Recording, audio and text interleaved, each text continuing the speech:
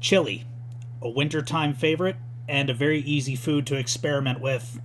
And today, I'm going to show you some of the weirdest chili variants that I've come up with over the years, starting with probably my favorite and the one I make the most often, chocolate chili. So for this, you'll need just cocoa powder and a little bit of sugar. I like to use raw cubed sugar, but any kind of sugar will probably do.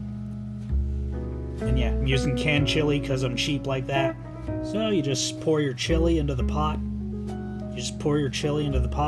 It might be a little uncooperative, especially in these cold winter months when you just dig that shit out with a spoon. And then, you just get yourself a spoonful of cocoa powder, plop it on in there. Grab yourself a cube or two of sugar. I like to use two, but this time I only used one. And yeah, just cook it like a normal canned chili. So my general rule of thumb for when canned chili is done is when you stop stirring and it immediately starts to bubble. Like when that happens, that's when you know it's done. So now we just pour that into the bowl. Yeah, it's chili, but the cocoa powder kind of makes it look like something else. The same thing it will become.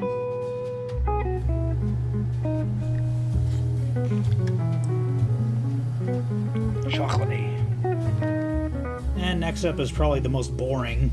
It's just nacho chili. One night I couldn't decide whether I wanted to make nachos or chili, and then I decided, hey, why not just make your nacho cheese sauce, but like as a chili? So, right, I forgot to list the ingredients here. So you need milk, shredded cheddar, butter, and optionally tapatio, aside from the can of chili. So you take just a pat of butter. If you've seen my nacho video, you already know, you pretty much know how this goes already. You just plop the butter on into the pan, grab a spoon and knock it around while it melts, and then you teleport the chili into the pot with your mind. Turn up the heat, add some milk. I used way too much, so it's going to end up pretty soupy, but who knows, maybe you like soupy chili, I don't know. I can't tell you how to make your chili. And of course I didn't have a lot of cheese left, so I just used all I had left. You probably want to use more than this if you want your nacho cheese chili to be, cheesy. And just a few healthy glugs of tapatio. And you resume stirring. Yeah, it looks pretty cheesy right now, but once that cheese melts, it's gonna look like just a regular but very soupy chili. Yeah, we're gonna get that into the bowl, and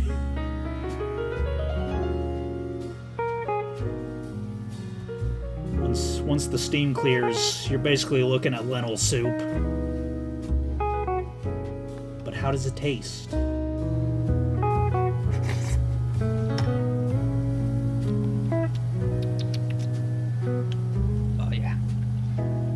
That's a good way to enhance some canned chili.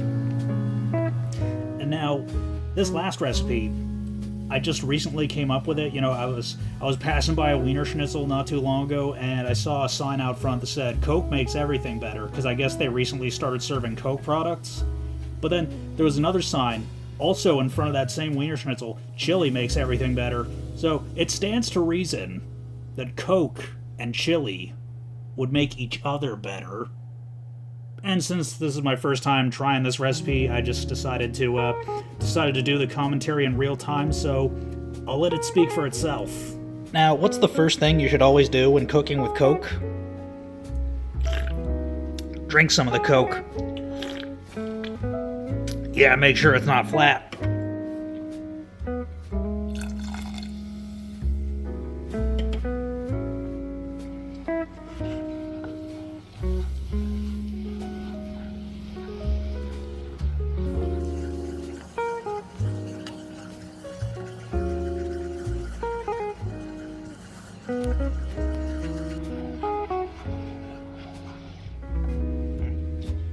Perhaps I could use a little more.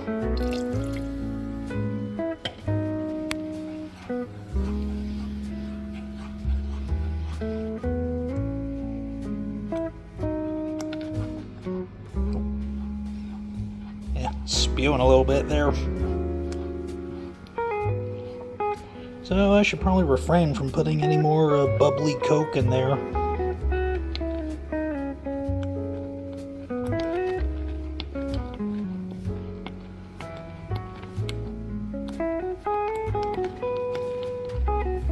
Alright, I think it's about done.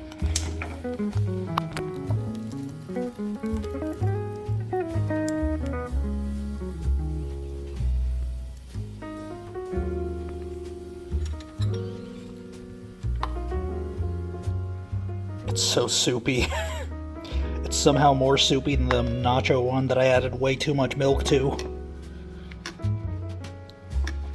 But how does it taste?